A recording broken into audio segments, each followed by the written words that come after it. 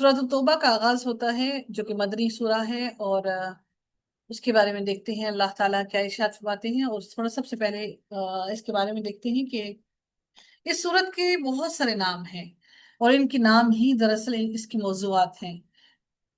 اس سورت کے 9 نام ہیں، اور اس سورت میں کے 14 ناموں کا تذکرہ ایک تفسیر میں آیا ہے، تفسیر قاسمی کہا جاتا ہے اس کو، اور اس کا نام براعت بھی ہے، جو جس سے یہ لفظ شروع ہو رہا ہے۔ اسی سے اس سورت کا آغاز ہو رہا ہے۔ سورت کے آغاز میں ہی مشرکوں سے اظہار براعت کر کے انہیں 4 ماہ کی مہلت دی گئی، اور اس کے بعد ان کے ساتھ معاہدے ختم کرنے کا اعلان کر دیا گیا۔ اس سورت کا نام توبہ ہے، اس میں توبہ کی تکرار ہے، اور غزوہ تبوک میں پیچھے رہ جانے والے 3 مومنوں کی توبہ کا تذکرہ ہے۔ اس وجہ سے سورت کا نام سورہ توبہ ہے۔ یہ سورت یہ سورت جو ہے یہ بہت فصیح سورت ہے، اور سیدنا سعید بن جبیر نے بیان کیا ہے کہ میں نے سیدنا عبداللہ بن عباس سے سورہ توبہ کے متعلق پوچھا، تو انہوں نے کہا یہ سورہ توبہ کی تو انہوں نے کہا کہ یہ سورہ توبہ کی ہے، یا فضیحت کی کرنے والی ہے۔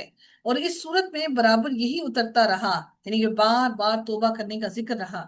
بعض لوگ ایسے ہیں اور بعض لوگ ایسے ہیں، یہاں تک کہ لوگوں کو گمان ہوا یہ سورت کسی کا کچھ بھی نہیں چھوڑے گی، یعنی ہر انسان کو فصاحت سے کھول کھول کر بیان کر دیا۔ لوگوں کو یہ گمان ہوا کہ ہر ایک کا معاملہ پورا کھول کھول کر اس نے رکھ دیا، بلکہ سب کے بھید اس نے کھول دیے۔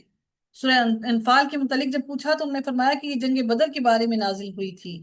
میں نے سورۃ الحشر کے متعلق پوچھا تو فرمایا کہ قبیلہ بنو نذیر کی یہود کے بارے میں یہ سورہ نازل ہوئی۔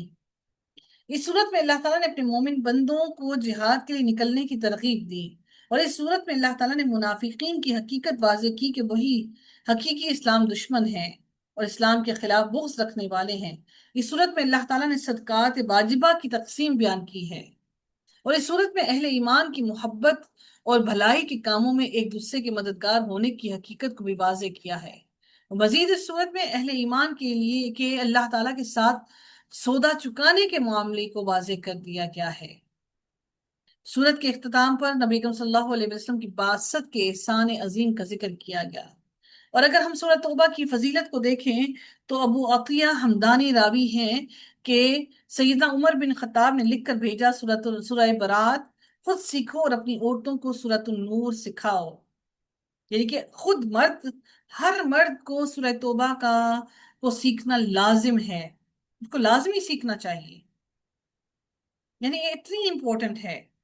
اور عورتوں کو انہوں نے کیا کہا کہ سورہ نور سکھاؤ، تاکہ وہ ان کو سیکھ کر ان کے دلوں کو تقویت ملے اور ایمان مضبوط ہو، اور وہ اللہ تعالیٰ سے ڈر کر پردے کی طرف آ جائیں۔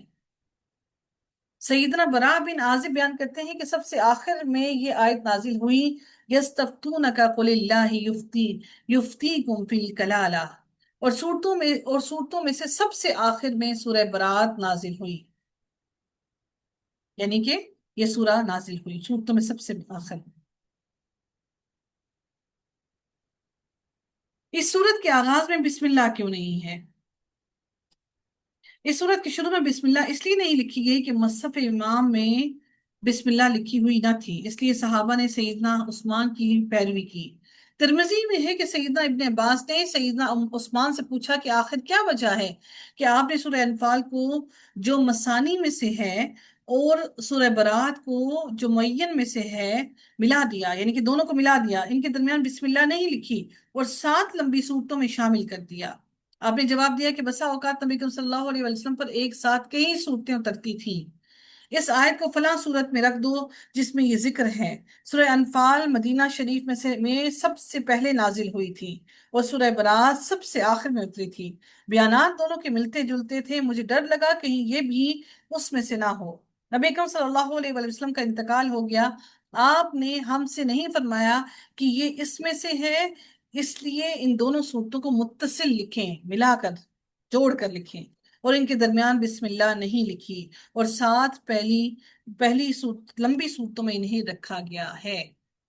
یہ وجہ ہے کہ اس صورت کے درمیان میں بسم اللہ نہیں ہے۔ آغاز کرتے ہیں، براءۃ من اللہ ورسولہ الی الذین عاہدتم من المشرکین۔ بری الذمہ ہونے کا اعلان ہے اللہ تعالیٰ اور اس کے رسول کی جانب سے مشرکوں کے بارے میں، الی الذین عاہدتم من المشرکین، ان مشرکوں کی طرف جن سے تم نے معاہدہ کیا تھا، یعنی جن مشرکوں سے تم نے عہد و پیمان کیا تھا۔ اس اصول کا اطلاق جزیرہ عرب میں قائم اسلامی حکومت اور مشرکین کے درمیان جو معاہدے تھے ان پر ہوا تھا۔ اس کا تعلق اس معاہدے سے ہے جس کا کوئی وقت متعین نہ تھا، یا اس معاہدے سے جو 4 ماہ سے کم تھا، البتہ جن کا معاہدہ طویل تھا وہ بدستور کا باقی رہے۔ اللہ تعالیٰ نے ارشاد فرمایا کہ تو ان کے ساتھ ان کا معاہدہ ان کی مدت تک پورا کرو۔ حدیث میں ہے کہ اگر کسی کا اللہ تعالیٰ کے رسول کے ساتھ معاہدہ ہے تو وہ پوری مدت تک رہے گا۔ اور معاہدے کی منسوخی کے ساتھ یہ بھی مزید ہدایت دی گئی کہ آئندہ مشرکوں کو بیت اللہ کا طواف کرنے کی اجازت نہیں ہوگی۔ دوسری تاکید کیا کی کہ آئندہ مشرکوں کو بیت اللہ یا دوسری مساجد کی تعمیر میں حصہ نہیں لینے دیا جائے گا۔ یہ منسوخ، یعنی کہ جو ان کا معاہدہ تھا اس کو منسوخ کرنے کے بعد یہ باتیں بھی عائد کی گئیں۔ اور مزید یہ بھی کہا، یہ بھی جو 4 باتیں مزید ہیں جو جس کا اعلان کیا گیا وہ یہ تھیں کہ بیت اللہ میں کوئی شخص ننگا طواف نہیں کرے گا، کوئی مشرک آج کے بعد بیت اللہ میں نہ آئے گا، رسول اللہ صلی اللہ علیہ وسلم اور جس قوم کے درمیان معاہدے ہیں وہ اپنی مدت تک رہیں گے، جنت میں مسلمانوں کے علاوہ کوئی اور شخص داخل نہیں ہوگا۔ یہ معاہدے کی منسوخی کے ساتھ ان تمام باتوں کا بھی اعلان کر دیا گیا۔ پھر میرے رب نے فرمایا فَسِیحُوا فِی الْأَرْضِ، چنانچہ تم لوگ ملک بھر میں چلو پھرو، یعنی کہ وہ مسلمانوں کی طرف سے امن میں ہیں۔ کن کو کہا گیا؟ یہ جو غیر مشرک ہیں ان کو کہا گیا کہ تم مسلمانوں کے ملک میں امن میں ہو، اس مدت میں وہ زمین میں اپنے اختیار سے چل پھر لیں جب تک کہ وہ معاہدے میں ہیں۔ اور بعد اشہر، 4 ماہ، یعنی کہ 4 ماہ کے بعد ان کے درمیان کوئی بھی معاہدہ نہیں ہوگا۔ ان 4 ماہ کا آغاز سورۃ عید الاضحیٰ کے دن ہوا۔ ان 4 ماہ کے بعد وہ اپنے شرک اور کفر پر برقرار رہنا چاہتے ہوں تو وہ ان 4 ماہ میں اپنے عقائد اور دین پر خوب غور و فکر کر لیں۔ اللہ تعالیٰ نے اگلے حصے میں آیت کے فرمایا وَاعْلَمُوا أَنَّكُمْ غَيْرُ مُعْجِزِ اللَّهِ، اور جان لو کہ یقیناً تم اللہ تعالیٰ کو عاجز کرنے والے نہیں ہو۔ اللہ تعالیٰ نے واضح فرمایا کہ اگرچہ 4 ماہ کے دوران وہ امن اور حفاظت سے رہیں گے مگر اللہ تعالیٰ کو عاجز نہیں کر سکیں گے۔ مشرکین کو 4 ماہ کی مہلت دینے کے ساتھ دل دہلا لینے والی وارننگ بھی کر دی، آخر تم کہاں جاؤ گے؟ تم اللہ کو عاجز نہیں کر سکتے، کوئی ایسی جگہ نہیں ہے جہاں تم زمین میں چھپ جاؤ اور اللہ تمہیں وہاں نہ پکڑ سکے۔ یہ ان کو وارننگ دی گئی۔ وَأَنَّ اللَّهَ مُخْزِي الْكَافِرِينَ، اور بلا شبہ اللہ تعالیٰ کافروں کو رسوا کرنے والا ہے۔ اللہ تعالیٰ نے واضح کر دیا کہ جو اپنے شرک پر قائم رہے گا اللہ تعالیٰ اسے ضرور ضرور رسوا کرے گا۔ اللہ تعالیٰ سورہ زمر پہ فرماتے ہیں ان سے پہلے لوگوں نے بھی جھٹلا دیا تو ان پر عذاب آیا جہاں سے وہ سوچتے بھی نہ تھے، بس اللہ تعالیٰ نے انہیں دنیا کی زندگی میں رسوائی کا مزہ چکھایا، اور یقیناً آخرت کا عذاب زیادہ بڑا ہے، کاش کہ وہ جانتے ہوتے۔ اگلی آیت میں اللہ رب العزت ارشاد فرماتے ہیں، اگلی آیت میں حج اکبر کے بارے میں ارشاد ہو رہا ہے کہ حج اکبر کے موقع پر اعلان جاری کیا گیا، وہ کیا ہے؟ وَأَذَانٌ مِّنَ اللَّهِ وَرَسُولِهِ إِلَى النَّاسِ يَوْمَ الْحَجِّ الْأَكْبَرِ، اور صاف اعلان ہے حج اکبر کے موقع پر یہ اعلامیہ جاری کیا گیا کہ اللہ تعالیٰ اور اس کا رسول تمام ذمہ داریوں سے بری ہیں۔ رب العزت نے فرمایا وَأَذَانٌ مِّنَ اللَّهِ وَرَسُولِهِ، اور صاف اعلان ہے اللہ تعالیٰ اور اس کے رسول کی جانب سے، اللہ تعالیٰ اور اس کے رسول کی جانب سے اذان سے مراد اعلان ہے، الی الناس، تمام لوگوں کی طرف، اور وہ مشرک ہیں، اس سے مراد وہ مشرک ہیں، اور یوم الحج الاکبر، حج اکبر کے دن، یعنی کہ حج اکبر سے مراد قربانی والا دن ہے۔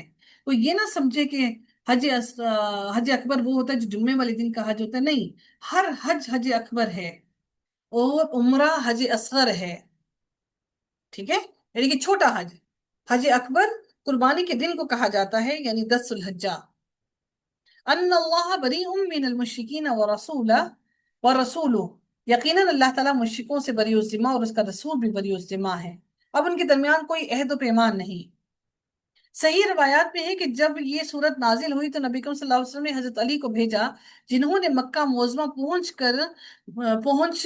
کر حج کے موقع پر مشرکین کو یہ صورت سنائی، اور اس کے ساتھ چار چیزوں کا اعلان کر دیا: جنت میں کوئی غیر مومن داخل نہیں ہوگا، کوئی ننگا شخص خانہ کعبہ کا طواف نہیں کرے گا، اس سال کے بعد کوئی مشرک حج کے لیے نہیں آئے گا، جن لوگوں کے سے اللہ تعالیٰ کے اور رسول کا معاہدہ، اللہ تعالیٰ کے رسول کا معاہدہ پورا ہو چکا ہے، یعنی کہ اس کا وقت قریب ہے، جن کا معاہدہ ہے، اور ان سے اور انہوں نے اس کی خلاف ورزی نہیں کی، ان کے ساتھ مدت معاہدہ کو پورا کیا جائے گا، اور جن سے معاہدہ نہیں ہے یا جنہوں نے خلاف ورزی کی ہے ان کے لیے 4 ماہ کی مہلت کا اعلان کر دیا۔ سیدنا رسول اللہ صلی اللہ علیہ وسلم نے حضرت ابوبکر کو 9 ہجری میں امیر بنا کر بھیجا، اور حضرت علی کو 30 سے 40 سورہ برات کی آیتیں دے کر بھیجا۔ انہوں نے عرفہ کے دن وہ آیات لوگوں کو پڑھ کر سنا دی تھی۔ اس کا مطلب ہے نبی کریم صلی اللہ علیہ وسلم اس حج میں نہیں شامل تھے۔ حضرت ابوبکر صدیق اور حضرت علی گئے، اور انہوں نے حج کے موقع پر، کیونکہ حج مشرکین بھی کیا کرتے تھے، اور مشرکین کو 4 ماہ ملک میں چلنے پھرنے کی اجازت دی گئی تھی۔ حضرت ابو ہریرہ بیان کرتے ہیں کہ حضرت ابو بکر نے مجھے بھی قربانی کے دن مینا میں اعلان کرنے والوں میں بھیجا، اور ہم نے یہ اعلان کیا کہ آئندہ کوئی مشرک حج نہ کرے اور نہ ہی کوئی عریاں ہو کر طواف کرے۔ حج اکبر کے دن سے مراد پھر سے وہی کہا کہ یہ قربانی کا دن ہے۔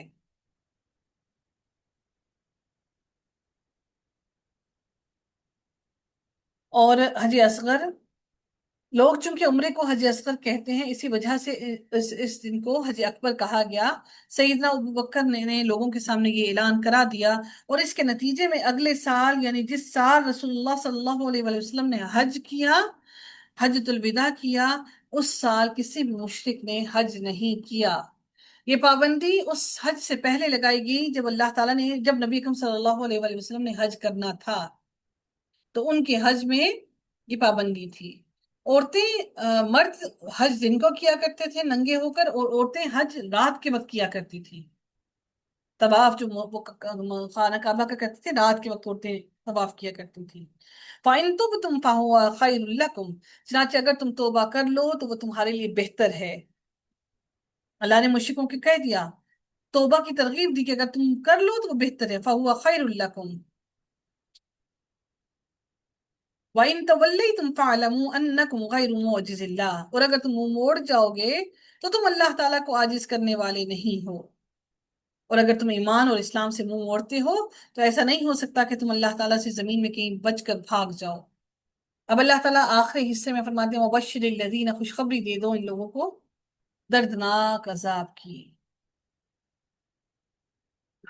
إِلَّا الَّذِينَ عَاهَدتُّم مِّنَ الْمُشْرِكِينَ ثُمَّ لَمْ يَنقُصُوكُمْ شَيْئًا وَلَمْ يُظَاهِرُوا عَلَيْكُمْ أَحَدًا فَأَتِمُّوا إِلَيْهِمْ عَهْدَهُمْ إِلَى مُدَّتِهِمْ إِنَّ اللَّهَ يُحِبُّ الْمُتَّقِينَ۔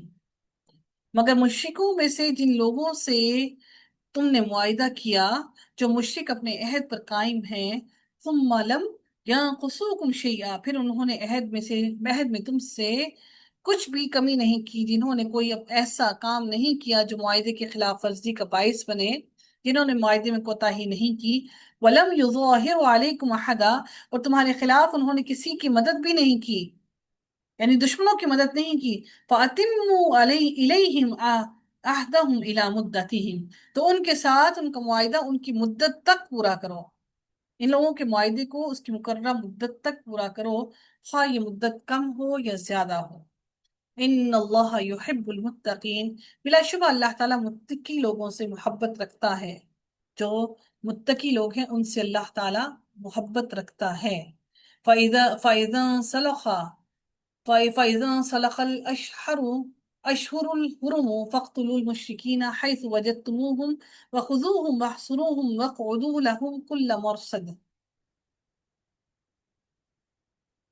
فَإِذَا صَلَخَ الْأَشْهُرُ الْحُرُمُ، چنانچہ جب حرمت والے مہینے نکل جائیں، جب وہ حرام مہینے گزر جائیں جس میں مشرکوں کو امان دی گئی، تو اللہ تعالیٰ کہتے ہیں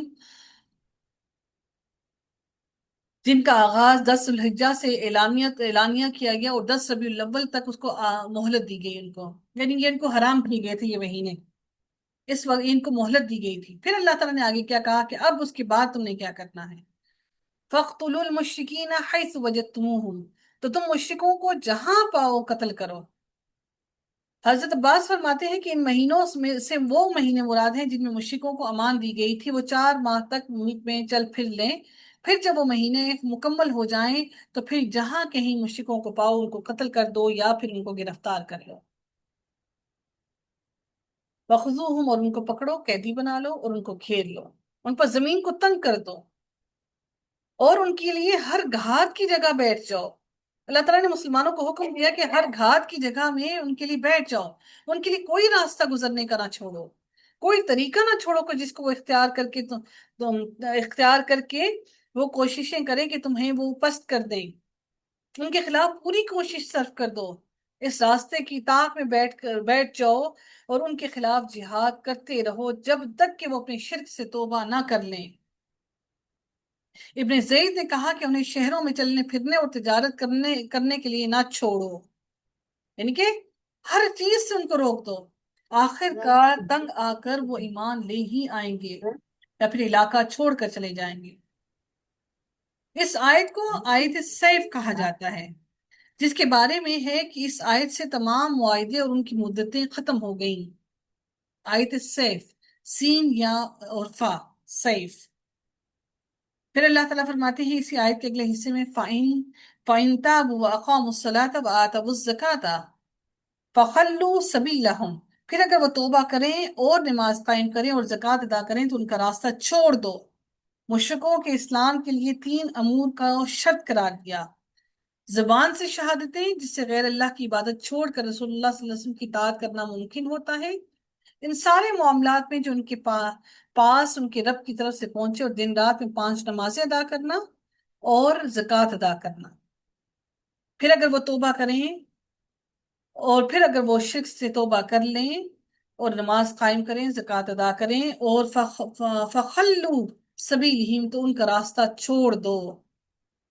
رسول اللہ صلی اللہ علیہ وسلم نے فرمایا، حضرت عبداللہ بن عمر بیان کرتے ہیں کہ رسول اللہ صلی اللہ علیہ وسلم نے فرمایا، مجھے حکم دیا گیا ہے کہ میں لوگوں سے لڑائی کرتا رہوں یہاں تک کہ وہ لا الہ الا اللہ محمد رسول اللہ کی گواہی دے دیں، نماز قائم کریں، زکوٰۃ ادا کریں، اور پھر جب وہ یہ 3 کام کر لیں تو انہوں نے مجھ سے اپنی جانیں اور مال محفوظ کر لیے سوائے اسلام کے حق کے، اور ان کا حساب اللہ تعالیٰ کے ذمے ہے۔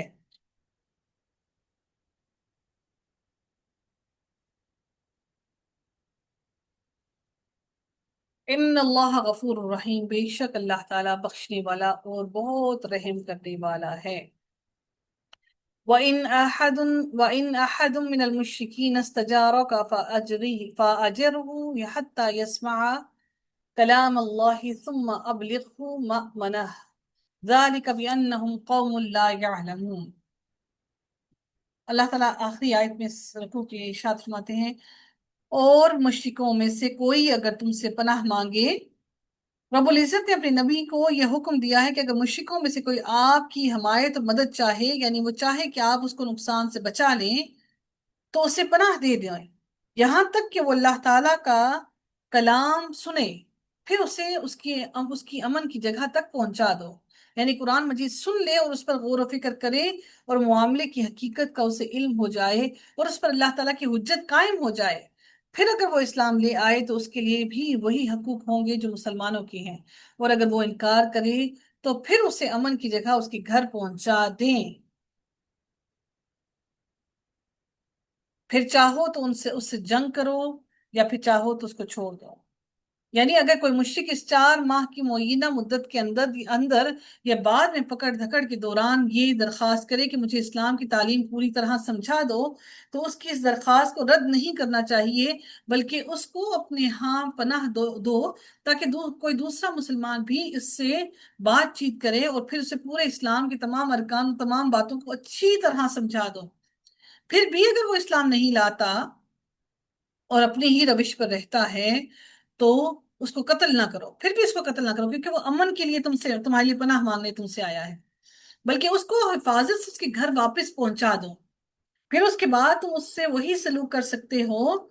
जब वो अपने घर को पहुंच जाए तो फिर उसके साथ वही सलूक कर सकते हो जो दूसरे मुश्रिकों से करना चाहिए। ये रियायत इसलिए दी गई कि किसी मुश्रिक के लिए तमाम हुज्जतों का उज़र खत्म कर दिया जाए, कोई हुज्जत उनके पास बाकी ना बचे।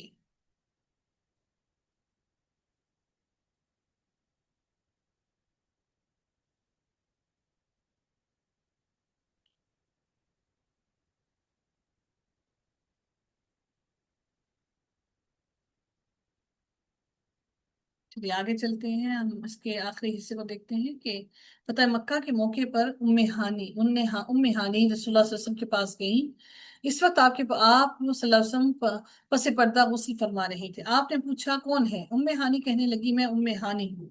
फिर उम्मे हानी ने अर्ज किया, ए अल्लाह के रसूल, मेरी माँ के लड़के अली ये कहते हैं कि वो हबीरा उम्मे हानी के खामन का नाम के लड़के को कत्ल कर देंगे, जबकि वो उनको पनाह दे चुकी हों। आप सल्लल्लाहु अलैहि वसल्लम ने फरमाया कि जिसको तुमने पनाह दी, हमने भी उसको पनाह दी। यानी कि जिसको पनाह दे दी गई हो, फिर उसको कत्ल कर नहीं किया जा सकता, क्योंकि मोमिन अपनी बात में, अपने वादे में पक्का और सच्चा है। ज़ालिका बिअन्नहुम क़ौमुन ला यअलमून। अल्लाह ताला फरमाते हैं ये इस वजह से है कि यकीनन वो लोग इल्म नहीं रखते। काफिरों को कुरान सुनाने का हुक्म दिया गया कि अगर वो इस्लाम कबूल कर लें तो मुसलमानों जैसे हकूक पाएंगे, और अगर वो कबूल ना करें तो उनके ठिकाने तक पहुंचा दें। इसका सबब ये है कि वो इल्म नहीं रखते हैं कि दीन क्या है। उनकी लाइल्मी की वजह से वो कुफ्र पर कायम हैं। जब वो हक को पहचान लेंगे तो वो यकीनन इस्लाम को कबूल कर लेंगे। इसी तरह से, जिस तरह से यही मामला हम मुसलमानों के लिए भी है आज, कि अगर हम हक को पहचान लें और कुरान के तर्जुमे को समझ लें तो यकीनन हमारे लिए वक्त को निकालना आसान हो जाए और इसको सीखना हमारे लिए आसान हो जाए। अल्लाह ताला से दुआ है कि अल्लाह ताला हम सबको कुरान को सीखने और उसको समझने की तौफीक अता फरमाए, हमारे जहनों की गिरों को खोल दे और हमारे लिए इस पर अमल करना आसान बना दे। व आखिर दावाना अल्हम्दुलिल्लाहि रब्बिल आलमीन, सल्लल्लाहु तआला अला खैरिही खल्किही अजमाइन, बिरहमतिक या अरहमर राहिमीन। सुब्हानक अल्लाहुम्मा व बिहम्दिका, नशहदु अल्ला इलाहा इल्ला अंता, नस्तगफिरुका व नतूबु इलैक। अस्सलामु अलैकुम व रहमतुल्लाहि व बरकातुहू।